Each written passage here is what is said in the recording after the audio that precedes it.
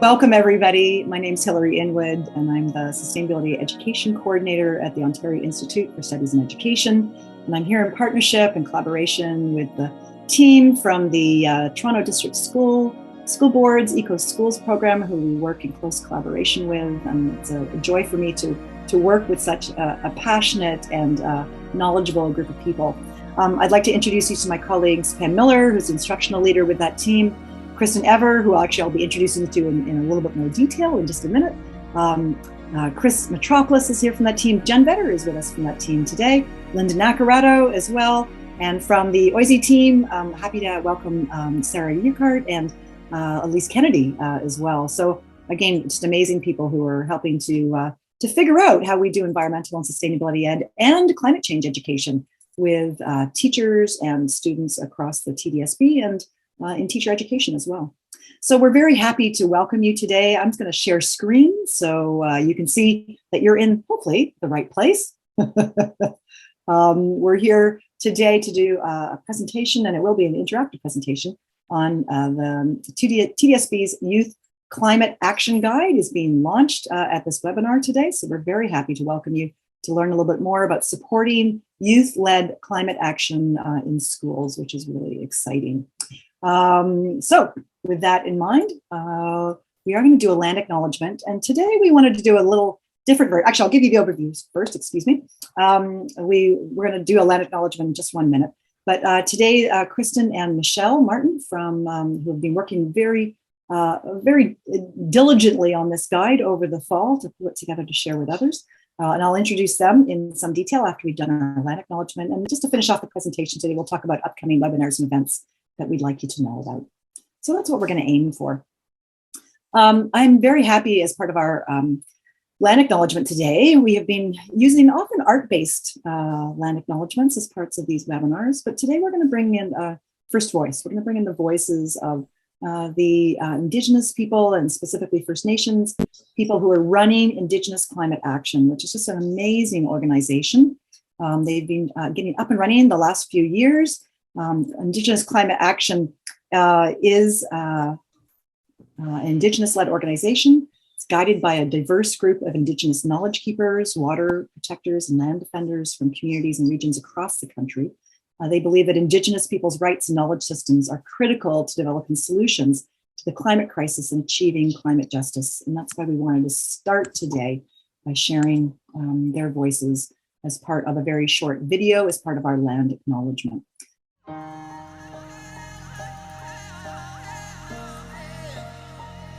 There are things happening on the land that are very disturbing. Some of our lakes have become unswimmable. Some of our well water has become undrinkable. Elders can't predict a lot of the weather patterns or what is known in our traditional ecological knowledge. It's affecting the maple, it affects the trees, some of the birds are not even flying south anymore. The medicines that we used to be able to find, we can't find them anymore. We know that the animals are going to suffer. And if the animals suffer and the land suffers, we're going to suffer. Communities are slipping into the ocean in the Arctic, or their houses are literally sinking into the permafrost. And it feels like the only people that are being like, whoa, whoa, whoa, what are you doing? Have been Indigenous communities calling for an end to these things. Transition needs to happen now. We need to stop doing what we've been doing and begin something new. That's where this idea of Indigenous climate action has really come from. This idea that Indigenous peoples aren't just the first to be impacted, but can be the first people to provide solutions that are grounded in more than just economic solutions.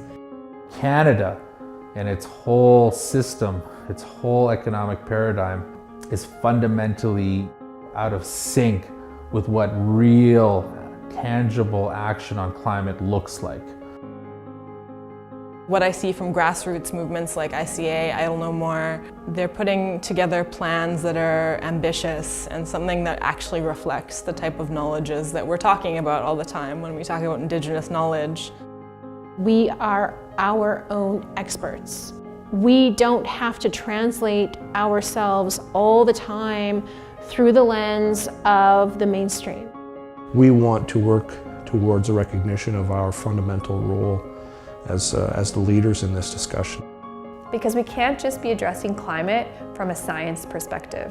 We have to be addressing it from a human rights perspective and an Indigenous rights perspective.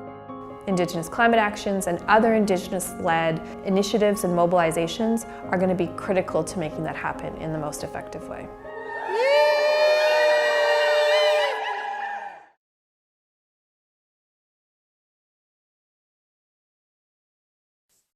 So an amazing organization that have fantastic resources and really are very clear that we have lots of settlers to learn from Indigenous people, and I think that's so true when it comes to addressing climate action in our communities, but also figuring out ways to live more sustainability on the land. So we encourage you to look at the resources they have on their website. I'll ask Sarah to pop the link to the Indigenous Climate Action Organization into the chat for us, if that's possible. Okay, well, with that, I would like to introduce you to our speakers for today. I'm very happy to introduce you to Kristen Evers and Michelle Martin.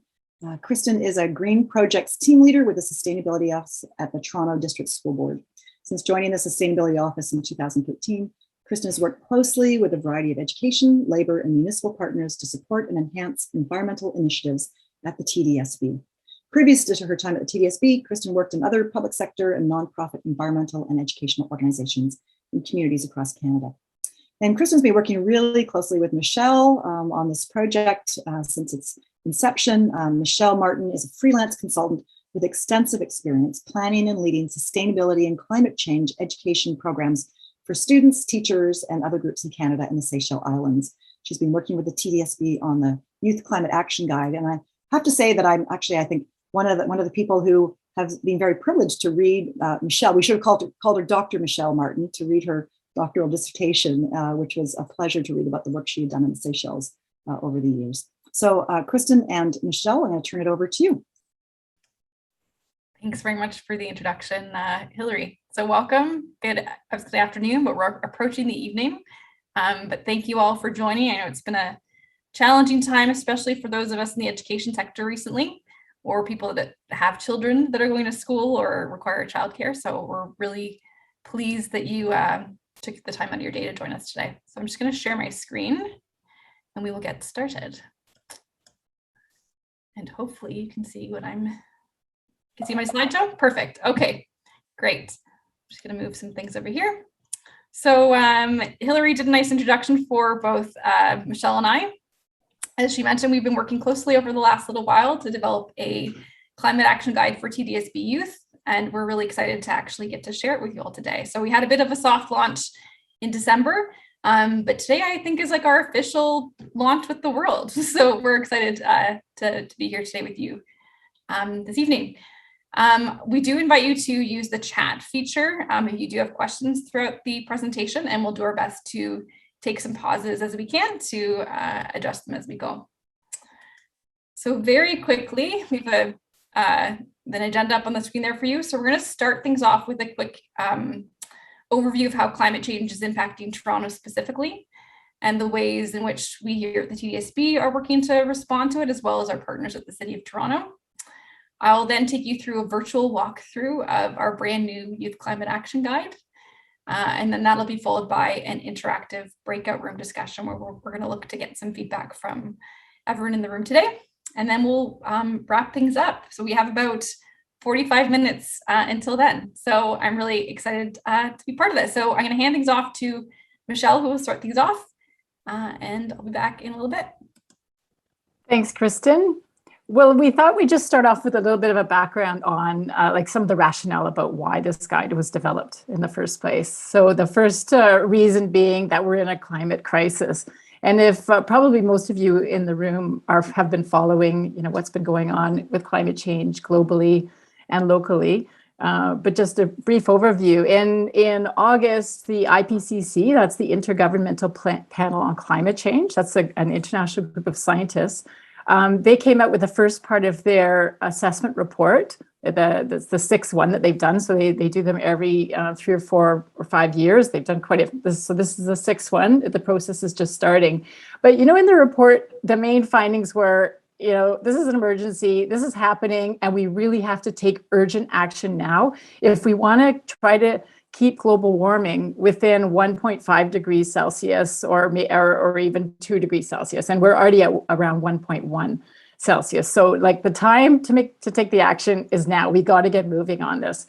But their other big message, and this also came out really strongly in the COP26, that was the International Climate Change Conference that was just happening in November, this past fall in Glasgow, was a message of hope that, there's a lot of action going on in many parts of the world, including in Toronto.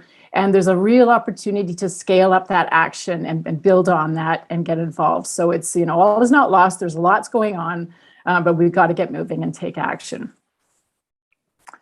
We can go to the next slide there. So in Toronto, it used to be that I think maybe 10 years ago, people thought climate change was something that was happening in other parts of the world, in small islands or maybe in the Arctic, far away. But over the past few years, it's really hit home that climate change is impacting Ontario and Toronto as well. So Toronto, in line with some of the predictions for Ontario, we're experiencing and we can expect a warmer, wetter, and wilder climate.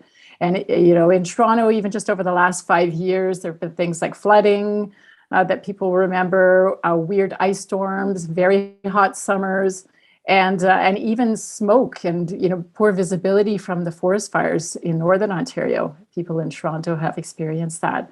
So the reality is that Toronto is also being impacted by climate change. And I don't think there's no city anywhere in the world, no region that has not been impacted by climate change now.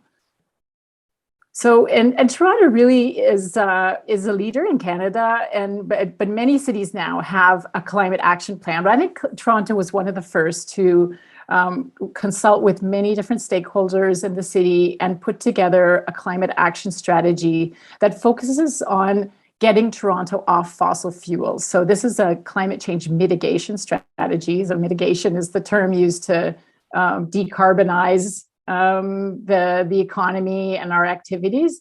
And the action plan, it focuses on 3 main areas for the city. Really getting buildings off fossil fuels and a lot more energy efficient. So buildings is the first area. The second one is transportation, looking at vehicles in Toronto and getting them to use low carbon energy or electricity, and also really focusing on getting more people walking and cycling and using public transport. And the third area is waste. So Toronto, they set out these targets when TransformTO was launched in 2017, and even the city of Toronto as well. And I'm not sure, I don't think actually Megan is with us here today, but if you have any questions about TransformTO, we can share the link with you to the website to find out more. But there was some exciting news just before Christmas, because the City Council of Toronto, the plan was meant to be to 2050 to try to get to net zero by 2050. But just before Christmas, the city agreed to move that up significantly to try to get to net zero by 2040. So if we look at this graph on the next slide, you can see, so where we're at is at the left there. So we're pretty high, like the emissions for Toronto are still pretty high now. And so the idea is to try to get to zero emissions by 2040. And that's the dark blue graph that you see at the bottom. And you can see how that steeply drops down in terms of emissions of carbon dioxide and other greenhouse gases. That means, we really have to start seeing a lot of changes to the way things are happening in the city really quickly. And everybody has to be on board. This isn't something that just the City of Toronto can do. They need the businesses in Toronto, they need property owners and households. Like everybody has to be on board for this. So there's a lot of action that needs to be taken. But there is a lot happening already. So we've definitely got a good starting point there. But with all that action that needs doing and the climate crisis, it really has been a source of anxiety for many people, particularly young people. The Canadian Association of Physicians for the Environment have been talking about this. They actually have a really nice webinar on their website that you can watch. But they have already noticed that there is a link between the climate emergency and more issues of mental and physical health. And this is projected by many health experts to become even more of a big deal in the future. When we're looking at kids, we can see that there's a Learning for Sustainable Future and Lakehead University did a study in 2018, and they found that almost half of the students in grade 7 to 12 across Canada, they actually had a pretty good understanding of the significance of climate change and the crisis, but they didn't believe that it could be addressed. So their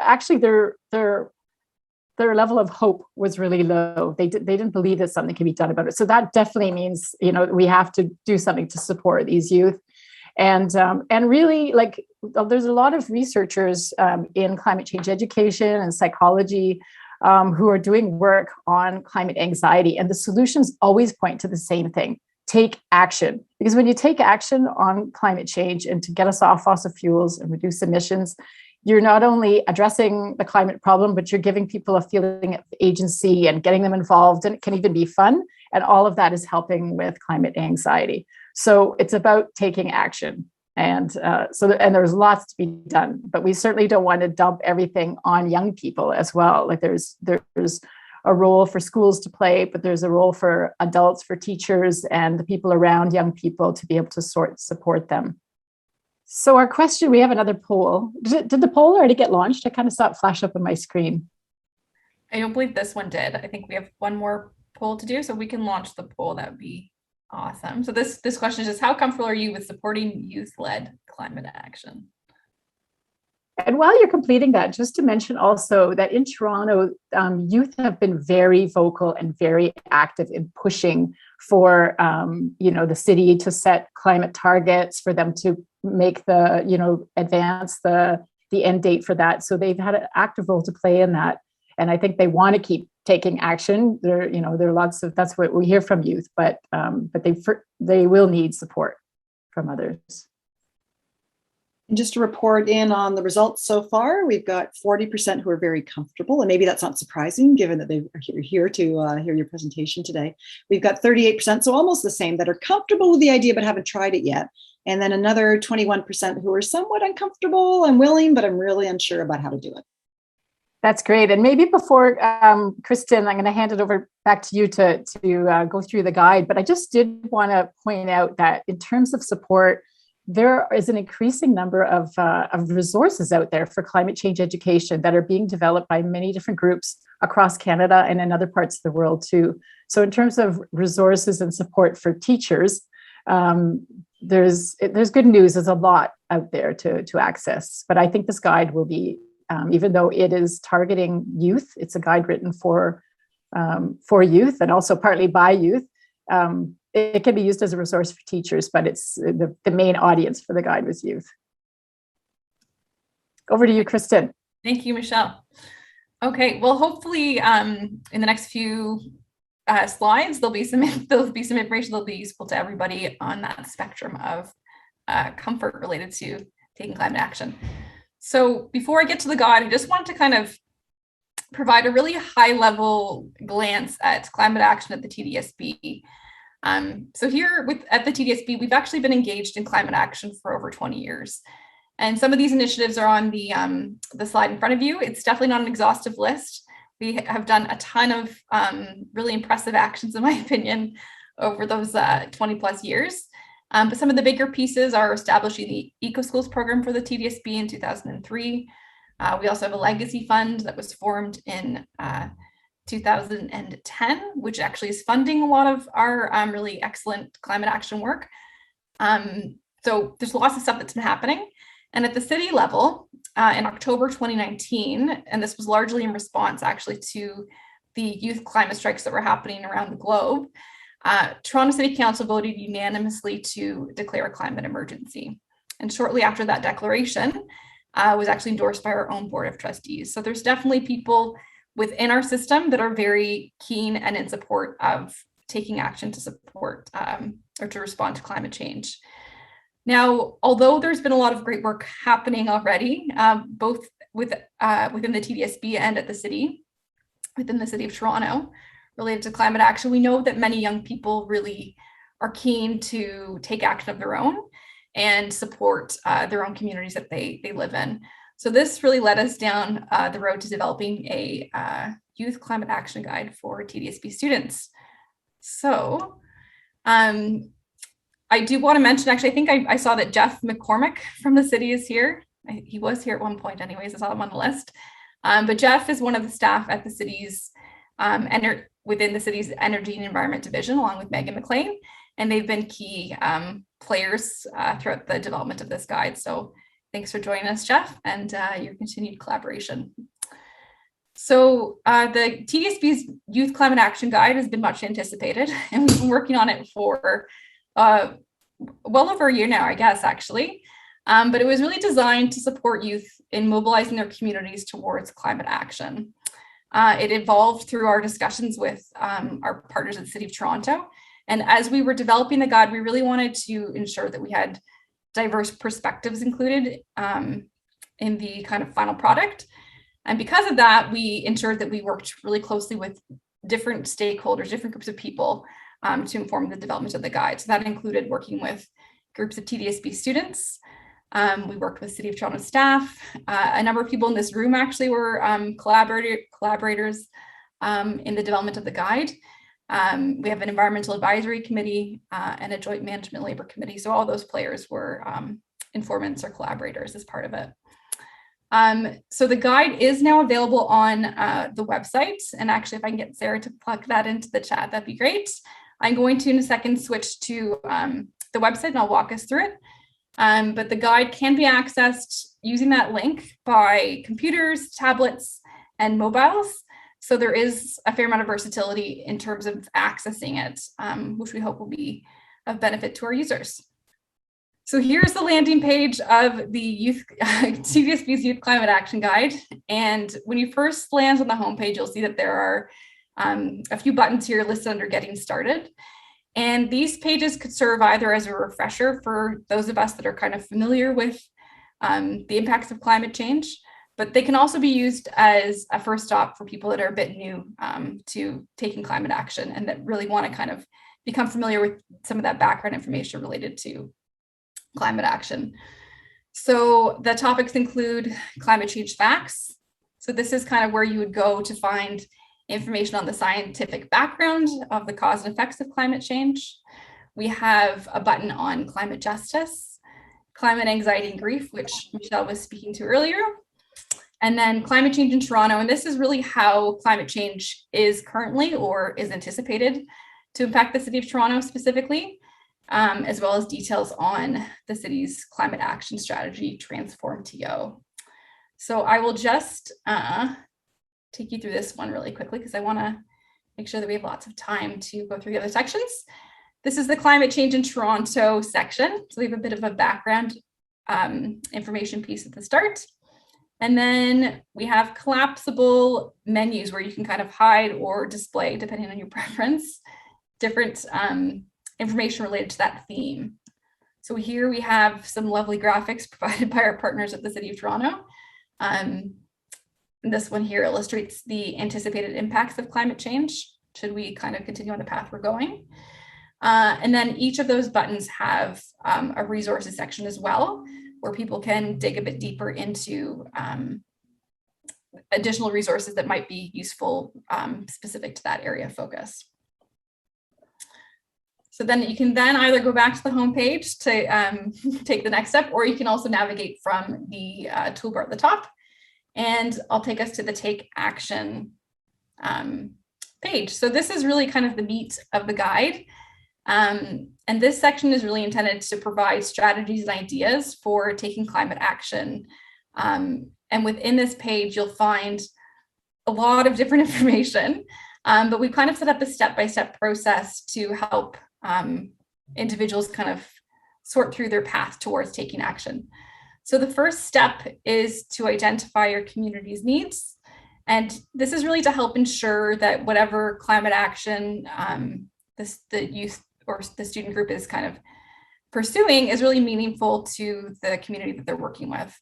So an example would be if you live in a community where residents don't have access to bicycles, advocating for more bike racks may not be as useful of an investment, but advocating for something like an expansion of the city's bike share program may be. So just making sure that whatever projects you're planning are a real response to the needs of the community is important. The second step is to create a plan, and we have created a template that can be used as a planning tool for student groups to plan their projects. And then from there, you're led into the take action stage. So we have 5 different strategies to choose from. The first one is getting people talking. So that's, there are a variety of strategies included within that. After that, we have join a campaign, organize a community event, advocate for system change, and take hands-on climate action. So I do encourage you to kind of explore this at your leisure. This is kind of the Coles Notes version of the Youth Climate Action Guide, but also just for your reference, I'll jump into the Advocate for Systems Change section. And you'll see that within all of these take action sections, we have details that are specific to the strategy. So here are some different ways that you can advocate for systems change within your community. We have here at the TDSB, there are opportunities to make deputations to our Board of Trustees, or even at the City of Toronto, you can make delegations to our City Council. We have tools or information related to writing effective petitions. And then within each of these take actions strategies, there's also a section that focuses on action and practice.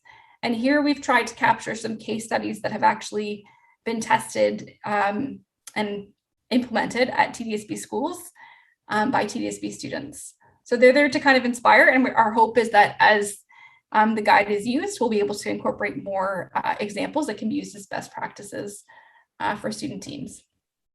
And then again, there's a resources and tools section within each take action button that links to resources that are specific to that strategy. I'm going to move on to the next one. We'll take some questions at the end, maybe if that's all right with everybody, if there are any questions. So under the educator resources section, this might be of most interest to the educators in the room.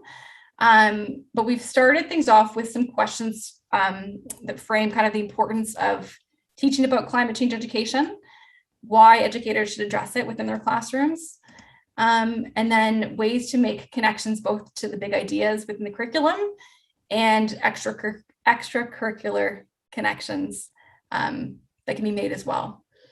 We have a button that takes you to a section called Educator Insights. And here we've kind of had a little bit of an interview with a few of our teachers or educators within the system, and they've articulated some of the ways that they've been incorporating climate action within their teaching and practice. And then lastly, we have an educator FAQ section. And here you can read through the questions, but there's a question on, is climate change part of the Ontario curriculum? Yes, it is. It is addressed in several different documents of the curriculum. And you know, what does effective climate change education look like? And you can read through that. So the last section of the Youth Climate Action Guide is kind of like our forward if this were to be kind of a print, print material.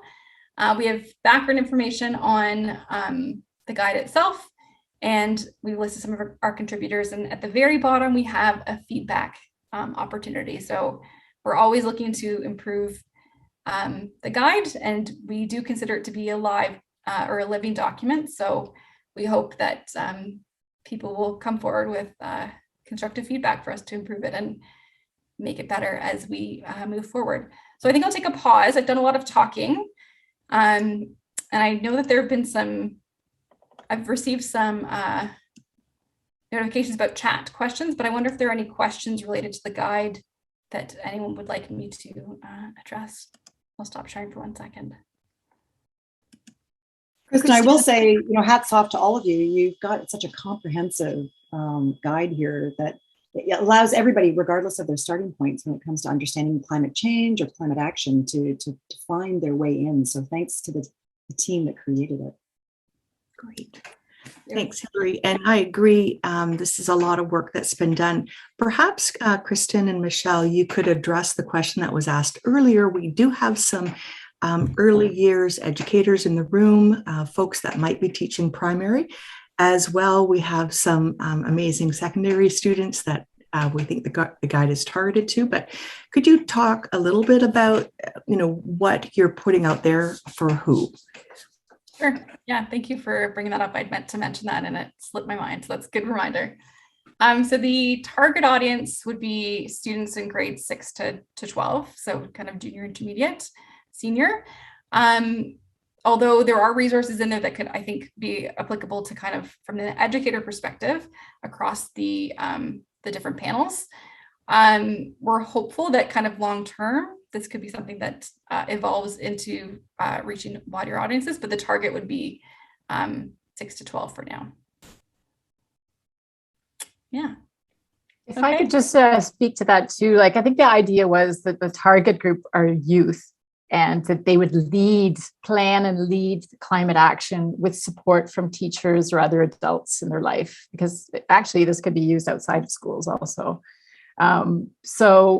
Younger than grade 6, it might be just harder for them to really lead the work, but definitely, if the teacher is going to be involved as leader in helping them to co-plan an event or some kind of climate action, like for instance, installing bike racks at the school or a planting project to naturalize or plant trees to, increase carbon sequestration on the school property. There's a lot of stuff and a lot of information in there that would be useful, and some of the guidance and the ideas that teachers of younger groups could easily use down to grade 3, I'd say. Maybe a little harder for the early childhood. Thanks, Michelle. So the next step for us then, if there aren't any more questions at this very moment, is we're going to go into breakout rooms. Before we do that, I will just give you a bit of direction. So within each breakout room, there's going to be a facilitator who will be the one sharing their screen, and we'll be using Jamboard to document your feedback and our discussion. The question that's posed to the group is, how could you see yourself using this guide? So recognizing that we're all coming from different roles, maybe even different affiliations, I think we're all going to have pretty unique perspectives on the applicability of this guide. So we're curious to hear from you what that would be. Looking at the time, we're doing pretty well. I think we'll say up to 10 minutes for the breakout room. If you feel like you've run the course of your discussion, we can always head back into the main room, and we'll rejoin after 10 minutes. Kristen, I'm hoping you're going to make mention of the really exciting partnership you're running with the city too, in terms of funding. Yes, I will. That's after we have a really brief report back, that's my next item on the agenda, and we're almost done too, so we're doing well for time. So I think just given the timing, I'll just kind of share my screen maybe to show you what.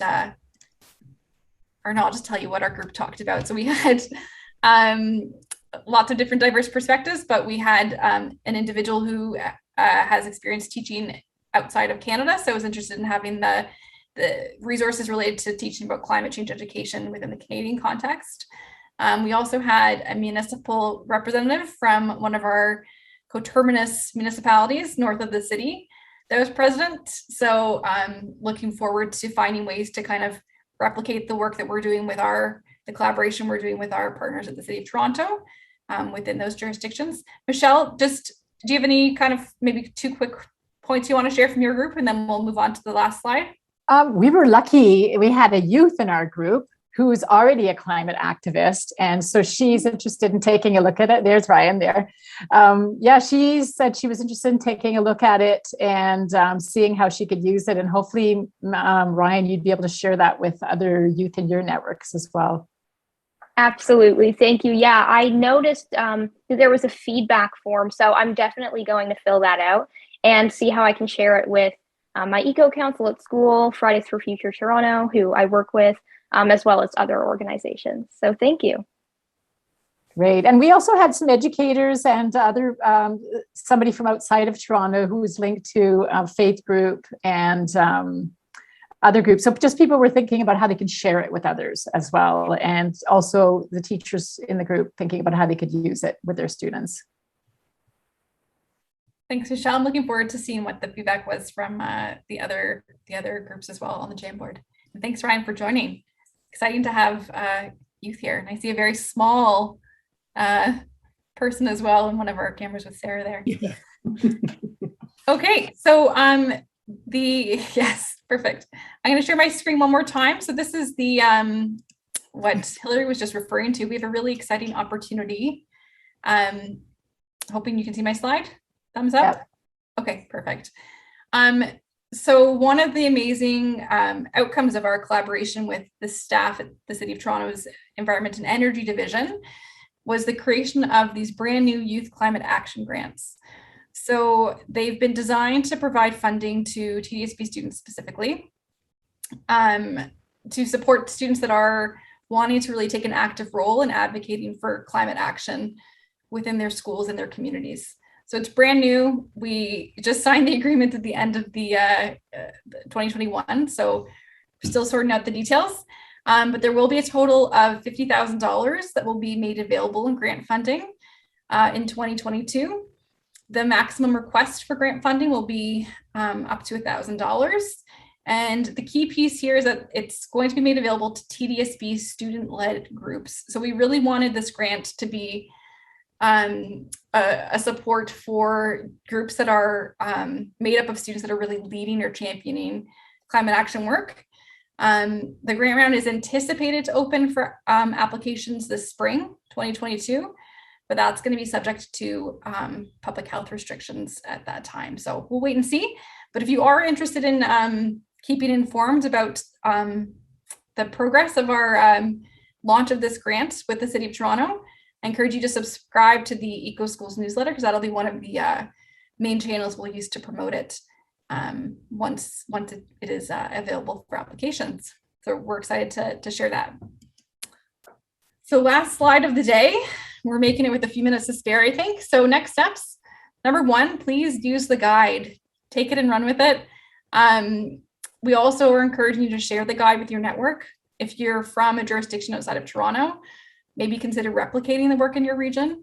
There might be opportunities to connect with your municipalities like we have here in the City of Toronto to establish a similar grant program for students within your region. And then finally, I've mentioned this before, but please do provide us with feedback. We're considering the guide to be a living document, and if there are improvements that you can identify, such as resources that we should be including, we encourage you to let us know about that, and that can be done through the survey that's on the website itself within the guide. And if you are thinking of using the guide, or you've started to use the guide, we'd love to hear how it's going and what the outcome's been, and maybe we can highlight that at a future session or within the guide itself. So with that, I will close things off. I want to thank you all for joining us on a Thursday evening. Oh, and Kristen, don't send them off yet. I want to do a few upcoming events to share too. Oh, okay, perfect. Well, thank you very much for joining us. And yeah, we're looking forward to hearing about all the great climate action work that hopefully will result from this. I'm going to do a couple of things just before I share events. I'm just going to launch the feedback poll. So we always welcome your feedback so we can know how to strengthen these webinars moving forward. And so I'll pop that right now and launch it. It should just take you a few seconds to fill it out.